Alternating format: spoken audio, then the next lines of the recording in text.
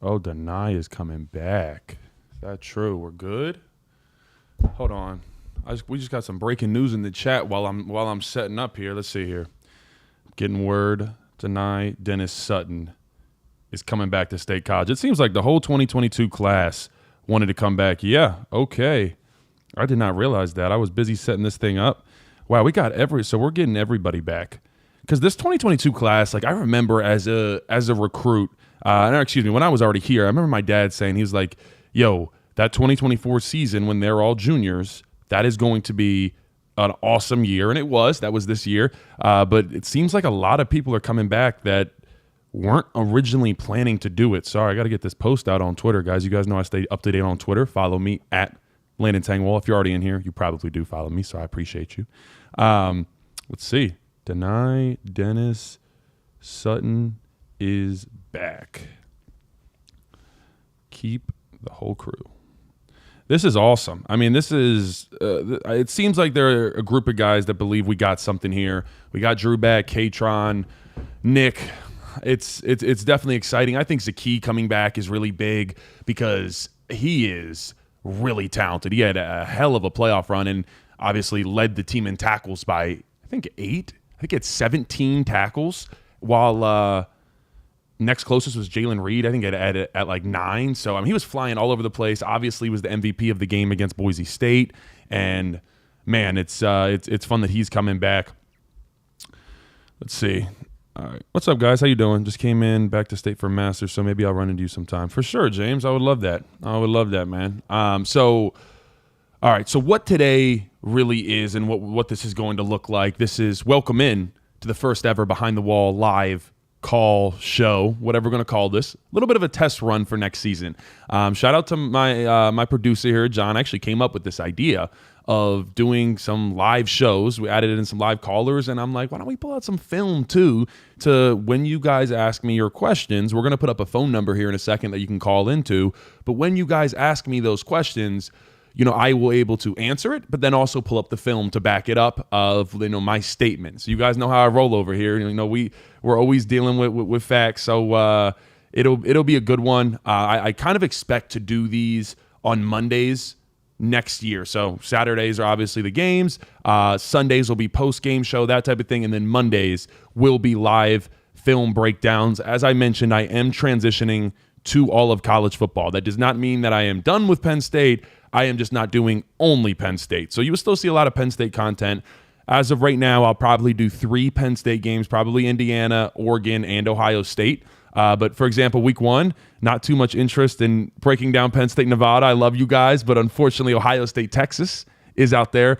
So you can expect like film breakdowns for both teams. You'll actually kind of see what I mean because this is how I'm going to cover the college football national championship. I'm going to do a film breakdown for Notre Dame, a film breakdown for Ohio State, and then a pregame show where I kind of bring everybody together. I'll get a beat writer on from Notre Dame, beat writer on from Ohio State, and do the whole shebang. We'll have a good time, and you will get my unfiltered, unbiased opinion, and it's going to be really fun.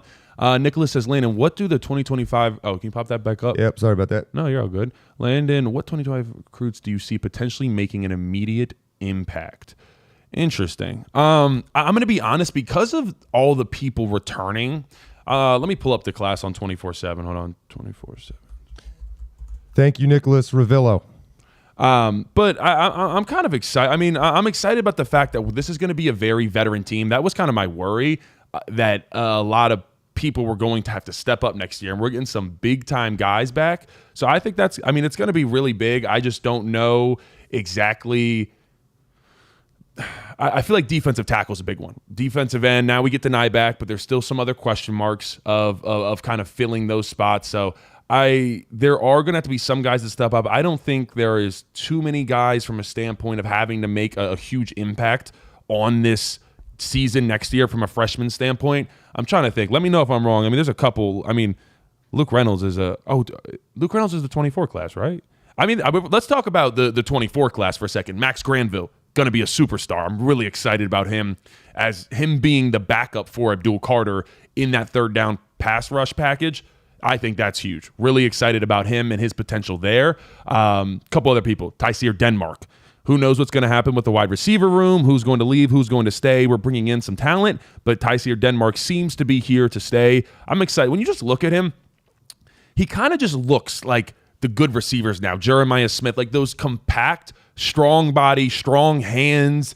I'm really excited about kind of opportunity he presents. Cooper Cousins is going to be a baller. He played in every single game pretty much this year. And I'll tell you what, as a true freshman, it ain't very easy. It is not. To change from high school over to college, you're going against you get to pancake 15-year-olds, but then next thing you know, okay, now I'm going against Smith Vilbert, who's 23 years old, and I get put in the dirt.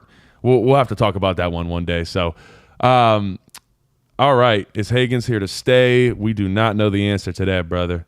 Who will be the next guy to wear 11 on defense? Listen, obviously everybody wants it to be LeVar Arrington Jr. And it seems like LeVar has said that. Abdul's dad has said that is on Twitter. Here's the one thing. Abdul got 11 before he did anything. And I told you guys the story. I'm sure everybody that's in here watched that, where Abdul Carter and me went back and forth in his first camp. I got him, but then he got me back. People saw early on that Abdul Carter was special. His burst, his ability, his mindset was different. I don't know LeVar Arrington Jr., but I'm just saying, I don't think he should necessarily just get it because he's LeVar's son. It's obviously very cool. And honestly, I think it puts a lot of pressure on the kid. I'm going to be honest, to live up to be exactly what his dad was one of the greatest players ever here. So let's take this a little easy on him. I'm sure he wants to wear 11. I know LeVar wants it, and he should, because that's awesome. Congrats to LeVar, raising some really talented kids. His other daughter also coming here. So love that he's always back, giving around the community, all that good stuff. So shout out LeVar. He's doing a great job. I just worry that LeVar Jr. is going to have to live up to these almost unreasonable expectations. Like I said, LeVar was the transformative player. Adam Sandler made the movie The Waterboy because LeVar Arrington. He was at practice and he saw LeVar, he saw tape of him jumping over the line, and he said, that's how I'm going to portray The Waterboy. So that's not the easiest expectations to live up to. I would say Tony Rojas has the best shot. I know you guys had some worries about Tony Rojas this year, and he did not play at a high level all year, but there was some really great moments and great games that I saw from Tony. I think he should probably deserve it the most because he has put in the work, and I'll tell you guys this. Tony had, and like I said, I don't share any information that isn't out there or anything like that. I'll never talk about who's leaving, this, that, and the third. Tony's been wearing a shoulder harness on his, I think, right or left shoulder all season long. I wore them my entire career. I have 2 shoulder surgeries. So I will tell you right now, I do not know anything. I'm not saying Tony has anything, but he is more than likely dealing with a significant shoulder injury. And when you are trying to tackle big running backs, that's not super easy when you have a shoulder injury. So not excusing his tackling. I am just letting you know I had to play through shoulder injuries. It's bad. It sucks, and you're kind of just expected to do it. That's how it works. But He definitely should get a little bit of leeway. I think he is going to be the most talented linebacker on this team next year. I guess we don't know about Kobe yet. John, you want to go ahead and pull up thank the you phone for number? that question, Tony. I just had one more quick one here for you from Joe that I thought was a good question here. Saw your breakdown on the wide receivers. Do you think this gets addressed this season, or do you think it'll be an overtime thing? Yeah, it kind of has to be an overtime thing. And I'll be honest, I'll admit, I said on my wide receiver show that I don't think that Nick or Katron will both be back in the blue and white. So that was kind of one of my reasons we'll be able to get the wide receivers more involved, because they will be one back to feature. I was wrong. I admit that. I really didn't see a world, but hey, we fundraised the money. The donors came through, and I could not be happier to be wrong that we get Fat and Nick back for another year. With this offensive line, we're going to have some fun film breakdowns to get into in the offseason. It's an embarrassment of riches, honestly, at the offensive line, especially with Anthony Donko coming back. It's going to be good. I think it's something that slowly you have to work the wide receivers back in, because if you think about it, you saw how drastic that change was. 2021, it was 200 catches down to 2024, about 100 catches. So when it's that drastic, you cannot just completely go back the other way, or it's too quick of a change. So slowly, you got to get those mediocre wide receivers, get them the ball. I think Trey Wallace could have been a number 1 this year. Probably, he was the number 1, but should have been utilized more. Oh, think about all those in routes over the middle. that Drew just fired into Trey, and it was like 3rd and 11s, 3rd and 15, 2nd and 9s, where it felt like he was always there. So if you don't know what I'm talking about, kind of the Julian Fleming USC route that we hit twice, we hit those all season to Trey.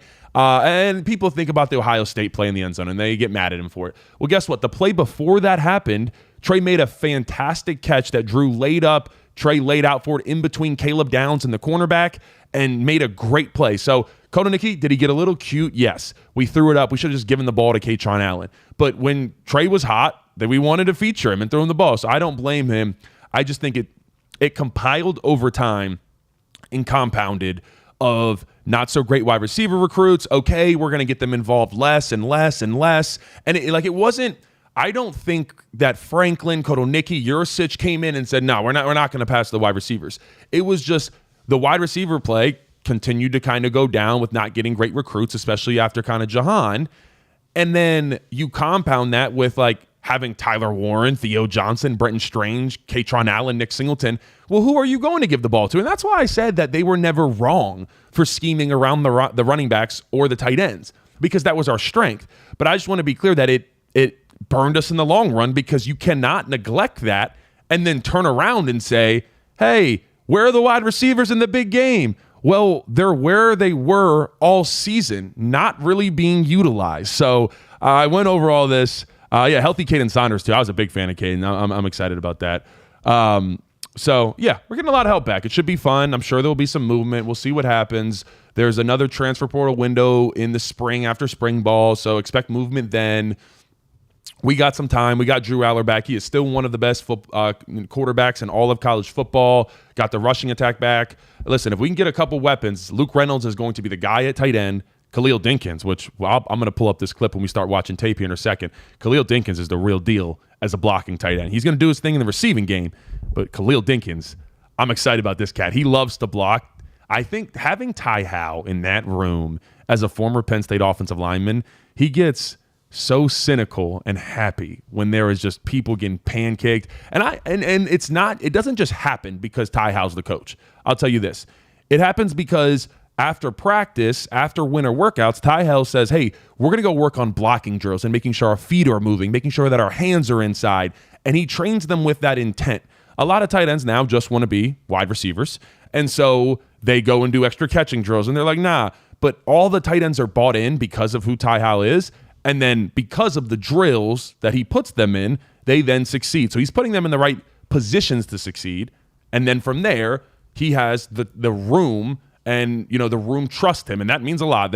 Trust me, there's many rooms around the country, cornerback rooms, wide receiver rooms, O-line rooms around the country, that the room is lost by the coach, meaning they have none of their respect, none of their love, nothing like that. So it means a lot. I think Ty Howe is here to stay for a while. I think he has aspirations of being around Penn State and helping Penn State, and that's kind of the cool part about having people that want to work for their alma mater, and obviously he's got a lot of love for this place. So I am really excited to see what he can do, and yes, Denai Dennis Sutton is back for 2025. We got a lot of opt-ins, but John, we are going to throw up the phone number that you guys call into and ask any questions. This is generally, all I have is Notre Dame Penn State tape up. So if you have any questions specifically about that game, I can answer them. We're not going to pull up specific plays, so don't ask for. I mean, if it's a big play, I probably have it, but we're not doing specific plays. Just kind of be an overall question of struggles in the passing game, struggles. How did we dominate in the run game, etc.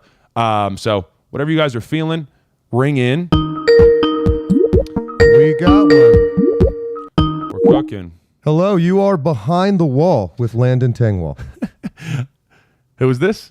Who am I speaking with here? Hello, can you hear us? You might be on mute. They hung up. We'll try another one. Listen, guys, don't be shy. It's all right. Hello, you're behind the wall with Landon Tengwall. Hello. Hello. Who am I speaking with? This is Kyle Steffi. Kyle, how you doing tonight, brother?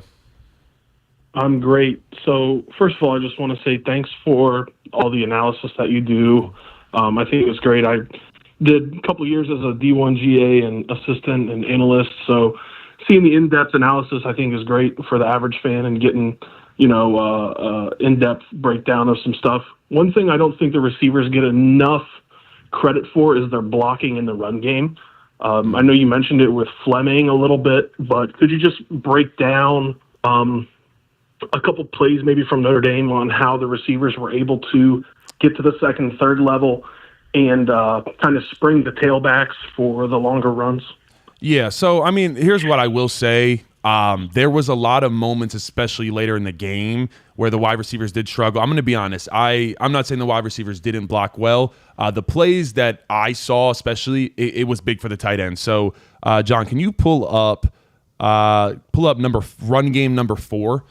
So I feel like when the tight ends, and we were just talking about this with, kind of talking about Ty Howe, but the run game has sprung open so well, especially with the addition of Nolan Rucci. That was huge for the way that he has been playing and stepping in for Anthony Donka to have that depth. First off, I think it just speaks to Coach Trout and what he's done here. But we're looking at this play up on the screen. You can run it once. And so you were talking about the wide receivers, but I really think it was a big piece of the tight ends. So this was one of Nick Singleton's huge runs. He won't be denied. Excited to get him back. But all right, John, slow it down here. So go back a little bit. So we're running outside zone here. So that means we're running out to the right, basically outside of Nolan Rucci, the right tackle's butt. So what they do a good job of here is, you can roll it a little bit, John. Watch Khalil Dinkins and Tyler Warren back on this left side. You see? Hey, for us idiots who don't know all the numbers, can you tell us the number too? I got you. 44 and 16 on this left side. Thank you, John. I appreciate that. That's producer John, by the way, guys. So introduce yourself. Hello, producer John. I will not. I'll just produce. Well, no, I was saying them introduced themselves to you. So what's going on? What do you call your fans? You got a name for them? No. The wall heads? No. We're not doing none of that. The walleyes? No wall heads. No, nothing like that. All right. We are walleye. That's actually a play we used to run. That's a quarterback sneak. Yeah, I know. We did, never mind. Let me not even. It might still be in the playbook. Let me not even get into that one. All right. So roll it a little bit at a time. Watch how all the offensive linemen claps down, but 44 and 16 right there. So you see how Tyler Warren and Khalil Dinkins kind of wheel back on this, and they have a double team right here. And what they do a really good job of is finding out Tyler Warren, a little bit of hold here, but you can roll it. Watch Khalil Dinkins, 16. Watch him finish this cat off, and it completely collapses the backside of the line of scrimmage. Boom, finishes him, gets in the way of Xavier Watts, number 0. So he's jumping over his guy getting pancakes, and then Nick can, boom, put his shoulder down into him and get through. So that is where, for me, the tight ends did a fantastic job of collapsing the line of scrimmage. Tyler Warren came back in on his first play from being concussed and just completely collapsed the line of scrimmage. And it gave a lot of outside cuts. So a lot of times you're going, everybody's blocking one way, and a lane opens back the other way. And that is kind of what we saw really from this game, and why we were able to run outside zone so successfully. There was cutback lanes. It was just really easy to find these gaps. And honestly, while we're on this, John, can you go run game number 2, please? Number 2. It was an outside zone clinic. I put that out on Twitter during the game. I'm like, this is fun to watch because we are taking these dudes to the woodshed on outside zone, and it just felt like they couldn't keep up. I wish we could have just ran it all day pretty much. All right, so right here, what is really cool, you see how the Sal Wormley 77, Nolan Rucci 72 on the right side. They are what we call, so we're running outside zone left. That means Nick Singleton, pause it. Right here, Nick Singleton's aiming in between 85 and 66, the tight end and the left tackle. That's his aiming point as a running back. So roll it for a little bit just so these guys move a little bit. And so what you'll see here is Sal Wormley, 77, and Nolan Rucci right here, 72. They are what we call man on the backside. So that means that the right side of the line is trying to keep their guys basically just in place. The left side is blocking outside zone. So there you see them on the left side, 85, 66, 71. They're running, they're hustling, they're moving. These guys on the backside are man. And basically the idea is Drew Aller has a little bit of an RPO, but what else that does is you see this gap that opens. It creates an opportunity for Nick Singleton to have a cutback lane that's huge. So you have the RPO to be able to pass it too, but now I hand it off, check that lane out. Now, I mean, someone fails and they do a good job tackling. Notre Dame was a top 10 tackling team in the nation, so we expected these, but scheming open the run game, finding those gaps for us was something that Andy Kotonicki did really, really well. Kotonicki coached his butt off. I made that tweet. I was like, do not blame Kotonicki for this loss. I thought he outcoached Al Golden, in my opinion. We just did not execute. That was really the kind of the problem. All right. Any more callers on the line? You want to put the I think we still have him on the line. Oh, do we? You still there? I believe so. Maybe I thought I heard him drop off. I am still here. Yeah. So I thought he might. yeah, thank you for going over that. That was great. Absolutely. Yeah. I mean, overall, and it was kind of something I talked about. There was I went over it on the film breakdown, but there was actually a couple times where the wide receivers really were not trying to block, and it seemed like like I said, the motivation goes down when you know you're not getting those targets. It's hard to want to block, let alone run your routes hard. And that's something that if anybody's interested, we do obviously have the interception and all that good stuff. So I'm not looking to, go too in-depth on just one play, but I think everybody probably wants to talk about that one. But no, I appreciate your question so much. I hope that kind of answered it. The tight again ends. for calling. We're going to go through calls somewhat quickly this first round just to give everybody a chance and so we can test out all our equipment. But thank you for calling Behind the Wall. You were the first caller ever. Awesome. Thank you, guys. Yeah, Appreciate take it it. easy. All right, I'll say quickly. Never mind. Is everybody hearing the little Skype? You are Behind the Wall with Landon Tengwall. Hey, Landon, this is Tyler. I'm trying to keep up because my thing's a little delayed, but I just had 2 questions about the offense and the defense. Defensively for the Notre Dame game, going into the week, I would have thought with Abdul Carter's injury, he would have been more of a kind of spy for Riley Leonard and Jeremiah Love, but they kept him at edge and kind of, I feel like it limited Amin Vanover a little bit. I just wanted your thought on why they didn't just spy Abdul Carter and just have him chase him around all game. Yeah, so no, I appreciate that question. Thanks for calling in, man. My first thing is it was clear he was playing with one arm, which was, I think, one of the most impressive feats ever. So what I will say first is that Abdul was clearly hurt. So, John, can you pull up Abdul Carter, number 5? I'm going to show you guys first this is when they came out of the half and started running counter at Abdul. So I don't know why they did not chip Abdul Carter. That was incredibly stupid all day long.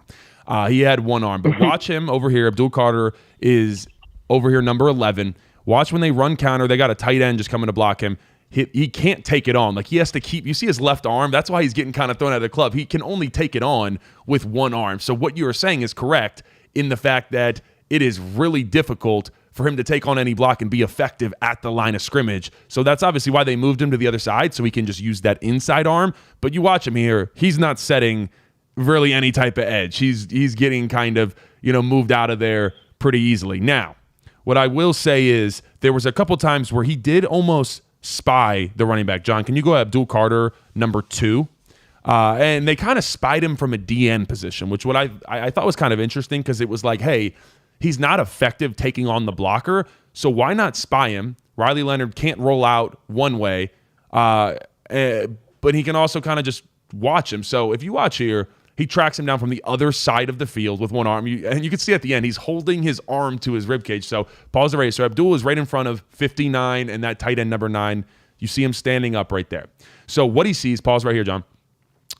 59's pulling. He sees all the motion going to the left, and he goes, you know what? This ball is clearly going over there. I'm going to go over the top and track. And so he's not, normally he would go and dent number 9, and he'd be into number 9. But because his arm is so messed up, he's like, I'm just going to QB spy, running back spy, whatever you want to call it, and just float. And he floats over the top and just goes and hunts. And that's what we've said. That's why we wanted Abdul Carter to be the spy, because this dude can just go, and that's his most natural ability, to accelerate like into the flats and just track someone down. I mean, we haven't seen that type of acceleration since Micah Parsons, and he's really fun to watch. So, I mean, what I will say about the Abdul Carter situation is that I think he played one of the most heroic games I've ever seen. He wasn't that big of a problem outside of that one drive where they just ran coming out of half, and they ran right at Abdul with counter, and he couldn't take it on at all. So that was a little bit of a problem, but I think overall his presence in the pass rush kind of overweighed that. So I appreciate your call. We will definitely look at some more Abdul Carter stuff if anybody's interested, but thanks so much for calling in, brother. I appreciate it. Thank you, caller.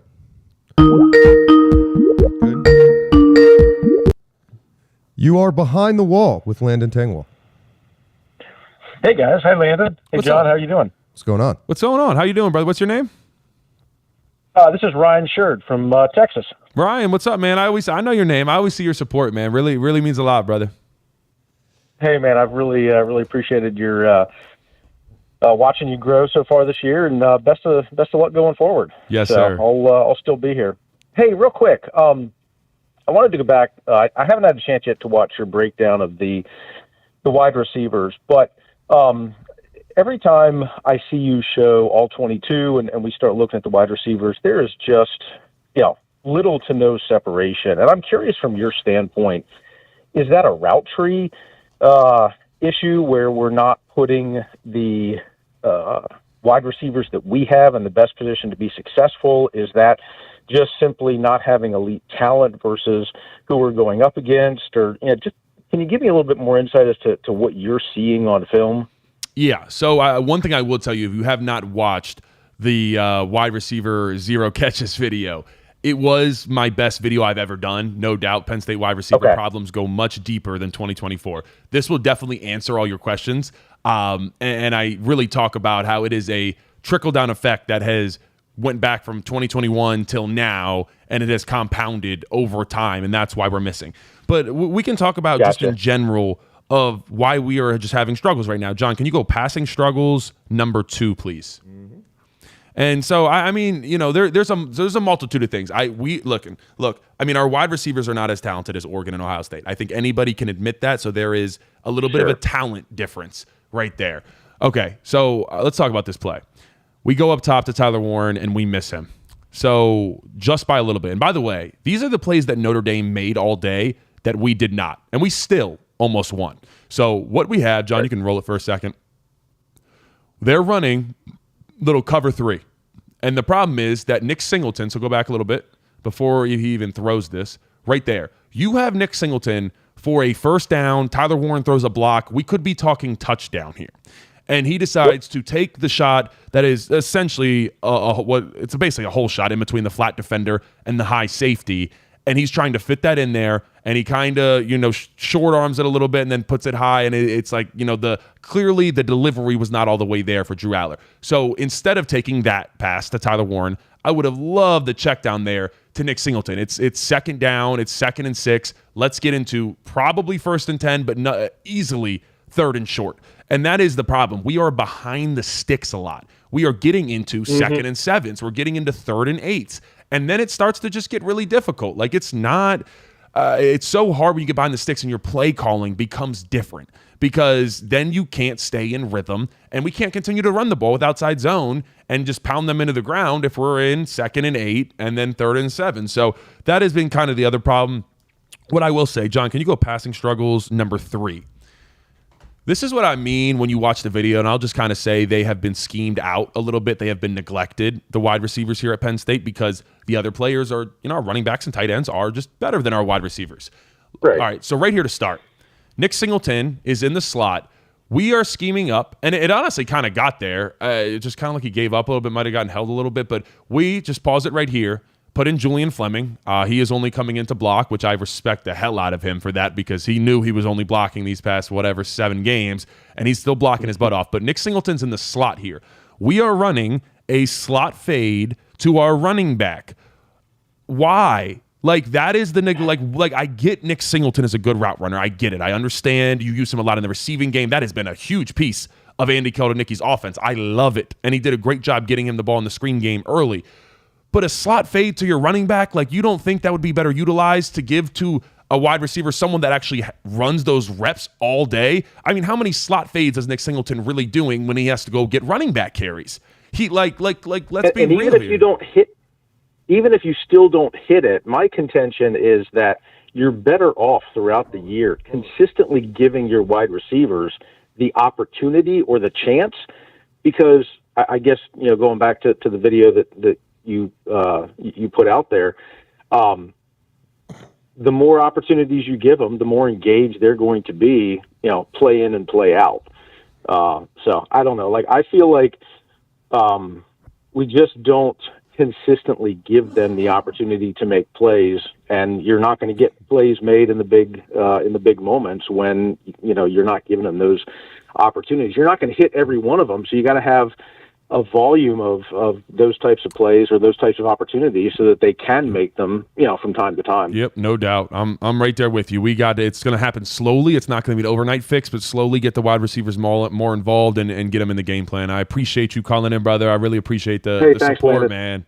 No doubt. Thank you, caller. Let's see if we finally got through them. What I was trying to say for the caller's sake is we can only answer one at a time. Right. So if anybody, there was some people waiting. Okay, yeah. Sorry. Sorry for anybody waiting. Forgot to mention that. No doubt. Appreciate you guys. I guess they like Singleton on a safety or a linebacker. I mean, yeah, I think either way, whoever you put there, you're getting, whether that's Khalil Dinkins, Tyler Warren will probably get Xavier Watts, but I would like a different, that's just what I mean. I don't hate the matchup, and I like getting Singleton involved in the receiving game. That's what I mean with the neglect. Like, hey, and so that's what I mean. It's not wrong. Like, it's not wrong that we schemed around these guys, but that is what it is. We ran a slot fade to our running back instead of our wide receiver. So it's not incorrect that we did that. Did we try to run a play to a better player? Probably. But at the same time, that doesn't change the fact you're running a slot fade to your running back. That is neglect. You're like, the wide receiver should be getting that 10 out of 10 times, unless you're in like an empty situation where the wide receiver's out there. So, I mean, if it's a minute left in the national championship, we can't get 100% Evans from Amari Evans. All right, here we go. John, passing struggles, number 6. Let's do it. It's time. It's 2 different videos. So we'll have the end zone view and the wide view here. It got brought up. I was waiting for it. I knew it was coming. It was coming here very, very quickly. All right, this is the final play. Well, the interception play. So Drew goes through his reads. He goes left, right, 1, 2, 3, 4, throws back late across over the middle. Let's go to the wide view here, John, and show what happened. Okay, so Drew Aller's going to take the snap. We'll go read by read, John. He's going to look over here. He's looking Tyler Warren first. Does not see him. He's covered in the flats, okay? So then he kind of looks up here to the top of the screen. Nope, that C route right there, covered up. Cornerback's on it. Liam Clifford over the middle. And what the problem is here? Go back for a second to the beginning. I'm working on it. This is technically we're kind of figuring this out as we go, guys. It's appreciate you guys being here for the first one. I hope this is something big that I haven't really seen anybody else do, and I hope it's we're going to have it a lot better produced. It's going to be fun. Well, yeah, you'll have this in front of you, and you'll be drawing on it. Yeah, I'll be drawing it. This is going to be it will be a lot better. We'll have a good time. Okay, so what we see here is, so it looks like man across the board. All the wide receivers, you see our cornerback is in front of them. It looks like man with 2 high, so that's cover 2 man. Those 2 guys up top, Xavier Watts and Schuler, it looks like they are going to both drop into deep zones on the left and right hash of the field. And they kind of have those deep ones. Well, so what happens is, so play it a little bit, John. What happens is, goes down. Now stop. So now, can you circle the high safety right there? Just go around him on the Orange Bowl logo. Oh, I didn't even see him. So yeah, I know. He blends right in. That is Xavier Watts. So now he has went to the high safety. Schuler is now doubling up at the top of the screen. Those 2 guys, yep, right up in there. He is doubling there. So now he has become, it looked like cover 2 man to Drew Aller. It is cover 1 robber. And if you watch the film breakdowns, you saw me kind of explain leading up to the game what their cover 1 robber defense is. So now they have everybody's man-to-man. They have Xavier Watts as that deep safety. And then they have Schuler roaming the middle. And so Schuler takes away, you can play it for a second. So after he goes to his 3rd read, which is Liam Clifford over the middle, right in between the hashes, Schuler is now there. He would love to deliver that ball to Liam Clifford, except we now are facing basically a zone read defender in the middle of the field, so he takes that away. So now let's go back to the beginning and watch Amari Evans. Amari Evans knows on this play that he is the 4th read. I'm going to be honest, that is a thing, and that means that maybe you don't run it as hard. So Amari's at the bottom of the screen right here. Watch his route and how he runs this. Really 0 effort at all, and then Drew Aller throws a ball he really should not, and pick over the middle, late over the middle. But yes, that effort was bad. That's really disappointing because he did not run the route with that with really any intensity. And yeah, I mean, there's no effort there. So it's sad. It sucks. We should not have thrown that ball. It hurts, but you live, you learn, and you don't make that mistake again, hopefully, because it sucked. Landon, any chance of breaking down Aller's footwork and obvious tendencies of throwing flat-footed and off his back foot? John, go number 7, passing struggles. Sorry, I wanted to answer that question. I saw it, and that's definitely one. Okay, this is the wheel route to Nick Singleton. This was a touchdown. Oh, it hurts so bad. Nick Singleton sweeps out. So go back to the beginning, John, because we're going to go to the wide view in a second here.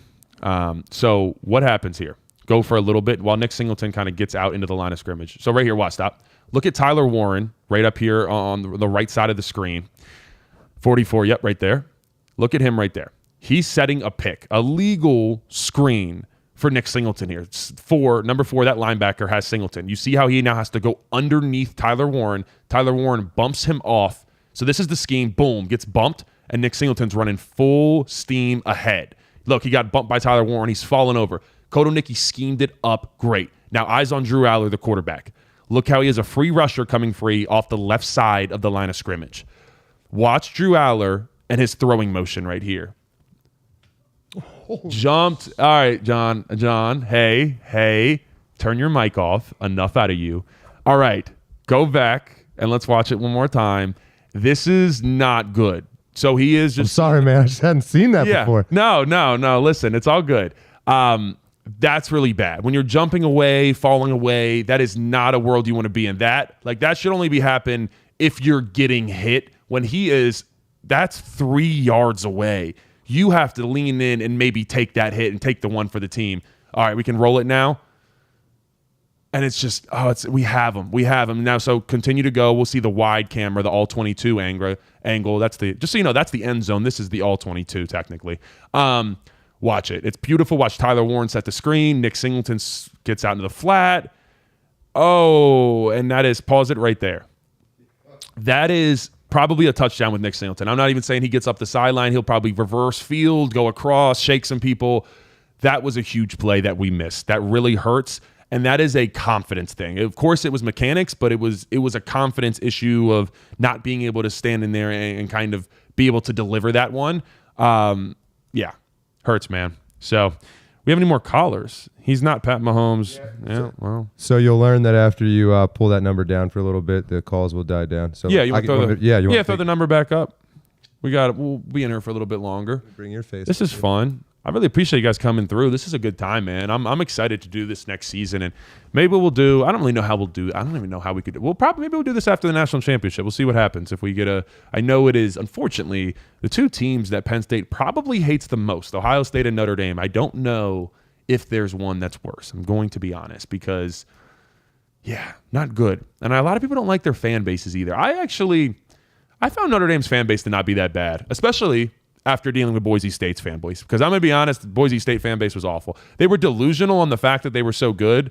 And I'm like, I'm telling you guys that your O-line and D-line is not that good. And it's just like, they don't realize, I can't even get into it. They were 11-point dogs for a reason. That's all I'm going to say on Boise State. We got a caller coming in. You are behind the wall with Landon Tengwall. I'm sorry, I couldn't hear you. What was that? You are behind the wall with Landon Tengwall. What's up, brother? Hey, what's going on, man? How you doing, brother? What's your name? Good. My name's Jared. Jared, what's up, brother? I appreciate you supporting, man. Yeah, no, I appreciate it. I just got a question. Why does it seem like, especially in the Notre Dame game, we're not executing at the level of some of these other teams like Notre Dame? I mean, we dominated the trenches, we won the turnover battle, but just execution, man, we just don't seem to be there playing and play out that it takes. Is that a coach thing or a player thing? Look, I mean, here's what I'll tell you. Here, we'll go passing defense. We'll go passing defense number 2. And so what happened is we schemed up some great plays on Thursday night on both sides, honestly. And we'll get into a couple plays here. I really appreciate this question. This is a great one. So check out where we at right here. So keep going a little bit on this play. So we have basically what is Kobe King that got motioned out. So this running back was in the backfield, Aeneas Williams, and they motion him out to the top of the screen. So now I have Kobe King one-on-one against a running back up. And it's like, okay, what else would you do but hit him with a double move? Because Kobe King is not a coverage linebacker like that, and you have him in space, and that is a coaching thing. So they schemed this up. They said, hey, they're going to stay and cover one man. If they're going to keep running man against our running backs, let's motion him out and see if we can get one of their slow linebackers to follow him. And that is what they did, and they capitalized. Like, that is the big thing. When they hit these shots, We had these shots you saw. We had this basically the same exact thing to Nick Singleton, schemed up a little bit differently. You can roll it, John. Schemed up a little bit differently, but they hit on these. Boom. Huge play there for them when they hit that to Aeneas Williams. John, you can go passing defense number 1. So right here, this was early in the game. They are using motion to mess with the Penn State DBs. They're confusing them. It's making them communicate. It's testing their communication skills. So stop right there. Go back for a second. They make that's a pick route right there. We talked about it from Tyler Warren earlier. Both teams play a ton of man coverage. So that's why you see pick routes. Sometimes when you play two teams that are zone coverage, you won't see any pick routes. So they run a rub route. A.J. Harris honestly does a good job getting over top of it. He sticks with the tight end fairly well, but the motion has him communicating. He doesn't get to be set, and he goes, oh, crap, and then is in trail mode. He's in great position. He gets his head around, but once again, they made the play. Like, that is them going up and making the play and actually executing that play. You want to go passing defense number 5, John? I want to show this and then one more play. But this is the Cam Miller touchdown. And what I'll say happened is, obviously, this is not executing. This is one of those ones where you also say, hey, they're on scholarship too, meaning that they make plays as well. They are good. And that's why I'm okay. At least Cam Miller just got beat. It wasn't him not knowing his job. But go back to the beginning here, John. It sucks when you get your ankles broken and that happens. And obviously not with us anymore here. So when they run man and you run that motion from the top, that top cornerback all the way up by the 40 and 50-yard line at the top of the screen, motion down. Watch this. So go back, John. When A.J. Harris sticks his hand out, and is communicating. Once again, testing the communication of the defense. And check out what A.J. Harris does. He steps forward just a little bit right there. Watch him right there. Steps forward just a tad. I know you're obviously seeing this a little bit delayed. But he steps forward like that because he's creating room for A.J. Harris to go around him to follow that wide receiver. John, can you go back a little bit more? And so it gets Cam Miller out of his mode a little bit, steps forward, and then is trying to step back, and then he trips over, falls, and gets routed up. So do you see how these little things in the scheme affected little things, and they just performed? And so their wide receiver put a great route on, and they knew that putting wide receivers in pre-snap motion would cause some conflict. And all that's doing is saying Denbrock, their offensive coordinator, saying, hey, I'm just going to test your communication skills, your movement. Are you confident in yourself when we are, going to be moving guys around and you have to react last second? Because if you get ready at the line of scrimmage as a defender and you are in your spot and you're not moving, you have 5, 6, 7 seconds to figure out, hey, what am I going to do on this play? What's my job? What's some things I can do? When they motion you to the other side of the field, you're thinking the entire time, okay, who has him now? They're switching. What are the responsibilities? All of that is intermingled with that. And you can see Cam Miller's worried about A.J. Harris going around him. That's why he gets his ankles broken. So little things like that. And then, so the schemes were really good on both sides. I think Penn State won at both of the coordinator spots. We just did not execute. You want to go passing struggles? One more real quick. Passing struggles, number 4, please.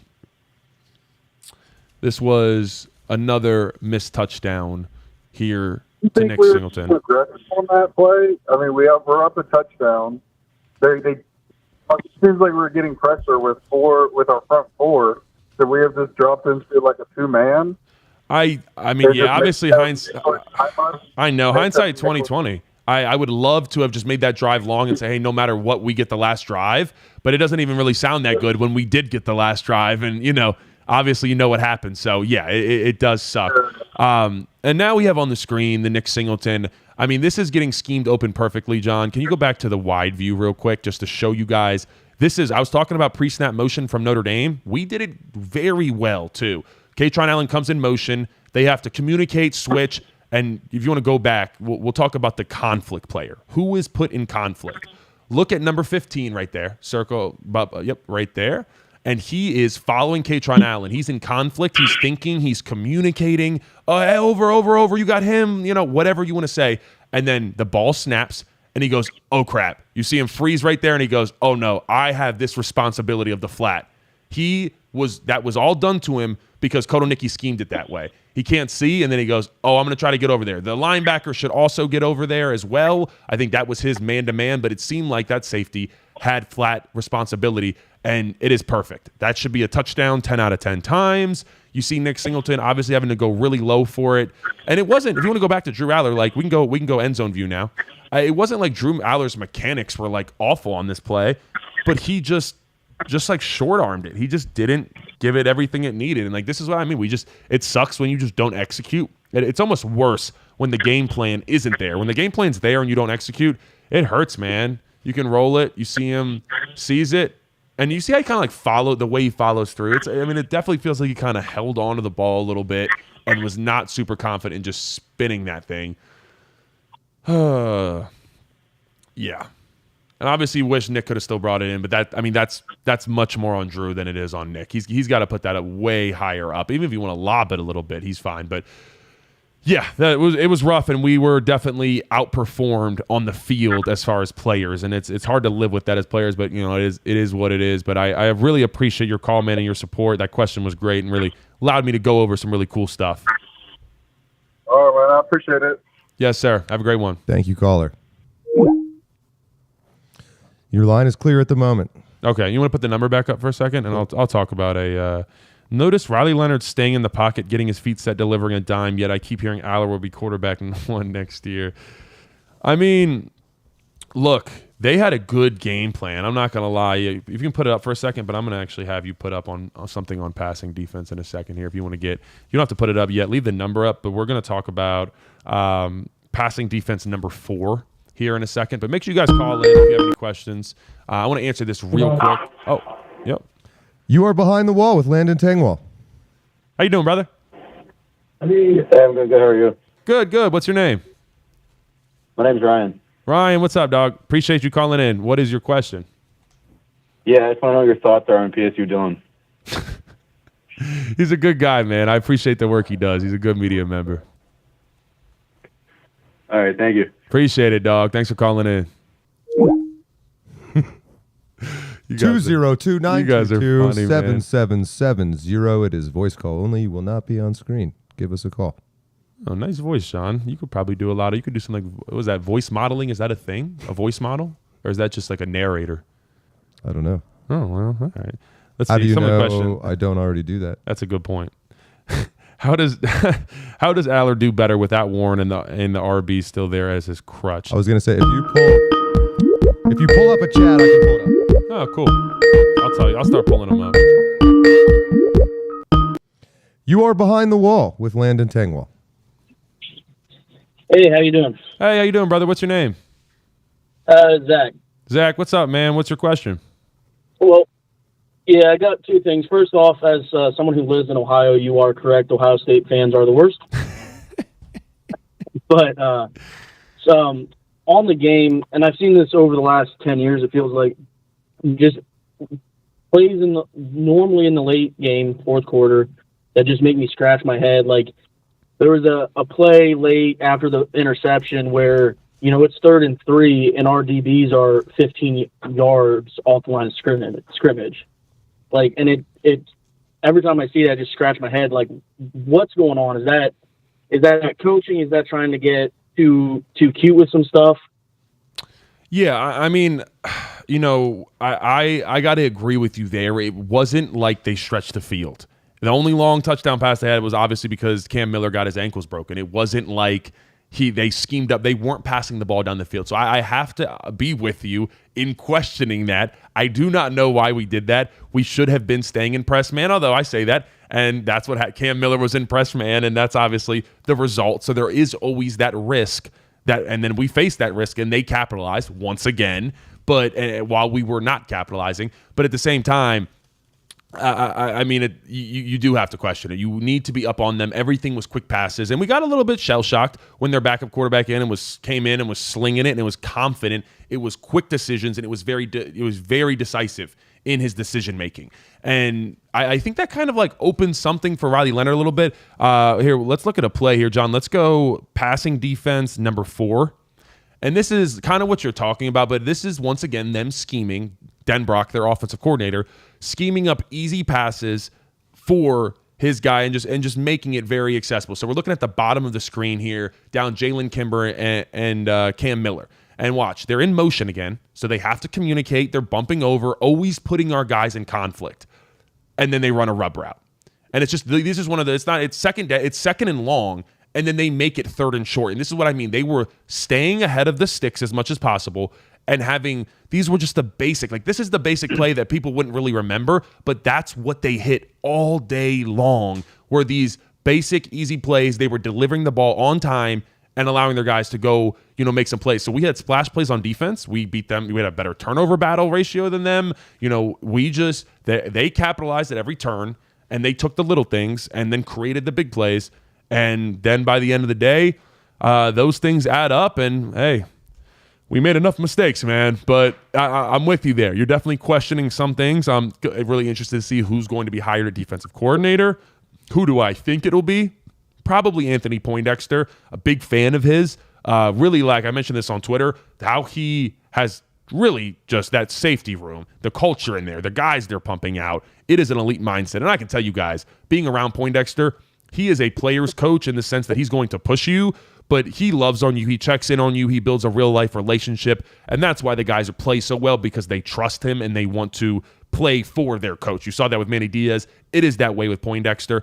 I really like Dan Connor because he is a absolute legend here. He knows what it means to be a Penn Stater too, and he is a molder of men for sure. Obviously a little young. I could see Dan Connor being just the linebackers coach and Dex probably going as the DC, and then maybe that job waiting in the wings, because I'm sure Dex wants to go be a head coach eventually. Dan Connor kind of waiting in the wings for that DC coordinator job eventually. So it'll be fun to see where we go from here, but obviously a little bit of a change with the defense. I don't think it's necessarily a bad thing, but really appreciate you calling in, brother. Yep, thanks, man. Thank you, caller. Another one? Yep. We'll go for another couple minutes here, guys. You are behind the wall with Landon Tengwall. My man, how you doing? All right, how are you? Good. What's your name, brother? Tori, what's up, man? What's your question? I just wanted to see if there are any thoughts yet about the DC search, or are we sticking to Notre Dame tonight? No, yeah, I actually just commented on that. I'm not sure if you heard that, but I kind of just went through talking about Dan Connor, Anthony Poindexter. Yeah, and if you guys have any calls, it doesn't have to just be film. You can ask me about Denai, Nick Singleton, whatever. You can call in when we put this back up for a second. We can actually put the film away for right now. But yeah, I expect I would like an internal hire just because there's so many good options here, and I'm never a fan of the internal hire just for the sake of it. But Deion Barnes, for example, I don't know if you guys saw this. You can look it up. But when they told the D-line room, there's a video of it, that Deion Barnes, Coach Franklin comes into the room and he says, "I got the new D-line coach."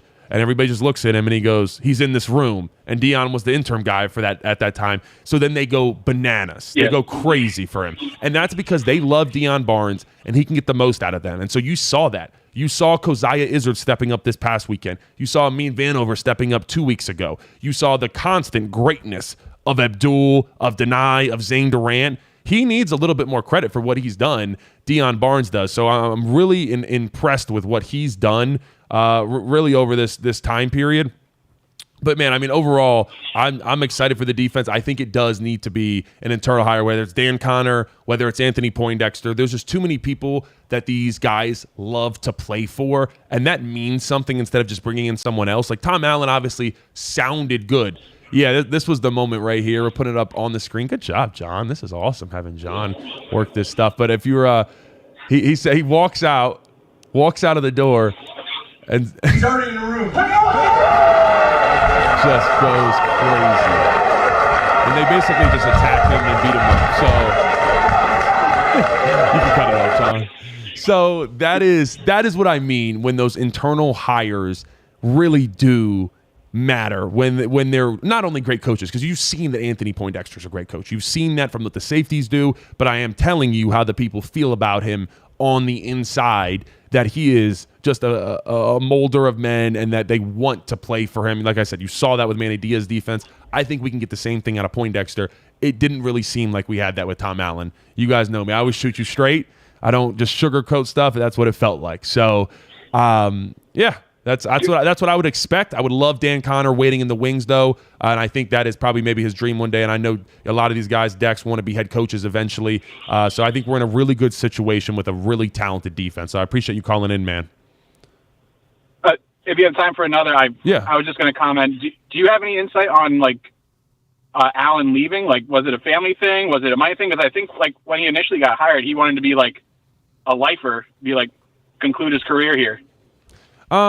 No, you said, you're talking about Tom Allen. Excuse me. I thought you were talking about Catron Allen for a second. Yeah. I'm pretty sure his daughter lives down there. And hey, sometimes you come to places, it doesn't necessarily work out for whatever reason. And Tom Allen wanted to go down to Clemson. I mean, I don't blame him at all. He's in that stage of his life where he's done being a head coach. So, not really too much like anything inside on that. He just, wanted a different opportunity. So it is what it is. I think anybody would have coached this defense well this year. That was one talented defense. And obviously losing KJ Winston, we lost a couple guys that definitely hurt when we lost Alonzo Ford late in the season, but Kozai Izzard, Devon J. Thomas, they stepped up. Zane Durant was always doing his thing. So it is what it is, but I'm not that upset over it, if I'm going to be honest with you, brother. That's kind of where I'm at. So appreciate your questions. We'll take, no doubt. You have a great night, man. Thank you, caller. Appreciate it. Yeah, and just to clarify, Joe Justice, I did not say that I was not saying that Deion Barnes should be a defensive coordinator. I only said Dan Connor and Anthony Poindexter. I was just kind of making that reference point of the why we promoted from within, because they trusted Deion Barnes, they loved him, the players want to play for him, and you saw the results. So I was not saying Deion's ready for that at all, but he is really, really talented D-line coach. Yes. You are behind the wall, final caller of the show, I believe. Final caller of the show. Thank you so much for calling in. What is your name? Hey, how's it going, guys? This is Kyle out of Shamokin, Pennsylvania. Oh, Shamokin. Do you know Blake Zaylor? Absolutely. I went to school with him. He was like, I think two grades below me, but yeah, I remember him. I'm good friends with him. Oh, Blake Zaylor, great guy. Shout out Schmokin. We talk about it a lot. That Schmokin has been shouted out in the locker room many, many times. I just want you to know that. What is your question, brother? That's wild. I honestly, if you're going to end the show, I just want you to kind of talk about the job Coach Franklin has done over 10 years. I know so many people, crap on him for their missing games and his record against big games, big teams, whatever. But, you mentioned synergy in the locker room with coaches and Deion Barnes and stuff. I get that from Franklin too. Like, it starts from the top down, and I think he does a great job keeping the team together. Penn State is one of the lowest teams in the country with transfer portal exits. Not that we bring in big flashy players, but the people that we retain, we build the roster on that. And that's a huge part of the college landscape, is developing your players. So if you could talk about just how good of a job Franklin does keeping, guys around and developing his players long term, I appreciate it. Yeah, appreciate the question, man. I mean, we've seen it today. Catron Allen and Nick Singleton both coming back. So you got two 1,000 yards rushers that are confident in coming back and saying, hey, we want to do a fourth year in a world where running backs are only good till they're 29 and then they're tossed to the side. And they're saying, hey, Franklin, we trust you enough. We're going to come back and play another year. Deny Dennis Sutton doing the same thing. And I think it was a good idea, obviously, for Deny to come back. But I even said in my show, I did not think both running backs were going to come back. That is a credit to Coach James Franklin. Talking about what he's done over time, obviously he has built a really cool culture around, in this Penn State football locker room where it is family-oriented. Like I said, guys do not really leave here. It is somewhere that it's, obviously I can speak to it. I mean, listen, I remember I had USC coming at me with a bag early on when NIL was a thing. I had offers from Maryland, this, that, and the third. But like it wasn't even a thought in my mind to leave here. And that's how it is for a lot of these guys, where it doesn't matter if they're getting like offered double. It's not even a thought in their mind. They're like, no way. Like, there's no shot that I'm going to at all go and transfer somewhere else just for money, because I love it here. It's family. How Penn State really is as a whole, the history of Penn State and what has been here even before Coach Franklin. Penn State built something here, and I think it means something. We've always been more than just a football team, a university. So I've really been impressed. Hey, let's talk about his assistant coaches. Sure, we've had definitely a lot of movement in his offense and defensive coordinator. But Deion Barnes, we were just talking about him, going to be a big-time guy. Talk about Dan Connor. He is a superstar in the making. I promise you, those guys. He did a lot with the defense behind the scenes this year. He is awesome. Really excited about him. Terry Smith, a former captain here that just kind of wants to be here forever, which is great. He can give that perspective. He has been on the team. He's lived that life. He's been through life here. So, I mean, you don't realize how much that means when your coach lived your life here in the same town. So when you're going through personal things, like, he can relate to that. Like Dan Connor too. Like, all of that means something when you've had those experiences personally with your players. Now going to the opposite side, Trout. Coach Philip Troutwine, my guy. He's the reason you guys love my film breakdowns and say I'm good. That is the detail that he makes his offensive linemen right on the board. That's why I'm so good, is because I did reps all day, every day with him. And just a killer. Ty Howe was promoted from within as well. He was actually an offensive line quality control analyst. And just became an absolute baller after Tyler Bowen, who was our tight ends coach. He was actually one of the reasons I came here. And just constantly, just elite coach after elite coach. Sider, it's been really impressive with the position group coaches that Franklin has surrounded himself with, and his ability to keep them. I can tell you, Trout has crazy offers, Bama, everywhere. Florida, his own alma mater, but he wants to be here at Penn State. And because it's cool, his kids live here, that's a family environment, he's able to send his kids off to school in the morning on the first day of school. Like, there is intentions of it being a family atmosphere. It's not that way everywhere. And Poindexter could have been gone to a lot of different places. Like, there's so many guys that could have been gone that stay here for a reason, and it is because of the culture here at Penn State. So it's very cool, and I really appreciate your question, my man. Yeah, for sure. I appreciate you taking it. And, it's flying under the radar, but King Mac signed here. He wanted to go out to greener pastures out of Alabama, and guess what? He's coming back. That just says a lot to me, Yeah, absolutely. Look, I mean, I think NIL has definitely clouded some judgment for people sometimes. And, you see, as you said, the grass is not always greener on the other side, that you go somewhere else. And I'm sure it sucked because he would have played a lot this year with the injury to Kevin Winston Jr. And to your point, want to talk about a culture? Zakee Wheatley not transferring. He came into this year as a safety that could start anywhere. And he decided, no, I'm going to come back, and I am going to be the third safety here when I could start somewhere else, and I'm going to ball out. I'm going to put my head down, work, and KJ Winston just happens to get injured in week 2. Zakee Wheatley would have probably been the defensive MVP also of the semifinals game. So he would have had back-to-back defensive MVPs because he had 17 tackles, an interception. I mean, all over the place. That is culture at Penn State. That is guys wanting to be here, having a love and affinity for the place, and it's cool to see. And hopefully we just continue to make that even better and better. But I really appreciate you calling in, and really appreciate everybody tuning in today. Yes, sir. Appreciate you guys. Have a wonderful evening. Yeah, yes, sir. You too. Thanks so much. Caller. All right, I'm going to wrap up this guy. Were you going for an hour or 2 hours? All right. No, just an hour. Okay. Oh, guys, I'm not ready for that one. It's been a long couple of days. Just an hour. So I appreciate that, guys. I appreciate everybody tuning in. This was a really fun little kind of preview of what you can expect next season. We will have the film breakdowns a lot more smooth. I'm going to be drawing. I'll be controlling them myself. We had producer John controlling them. So it's going to be a lot more smooth, a little bit of a test run. So appreciate you guys being around for the first. Hopefully gets to a point where you guys were able to say, hey, I was there for the first one of those, and we're doing these for the next 10 years after my games of the week, and we're having a lot of fun. So appreciate you guys tuning in. Much love. Please like, comment, subscribe, share with all your friends. Peace.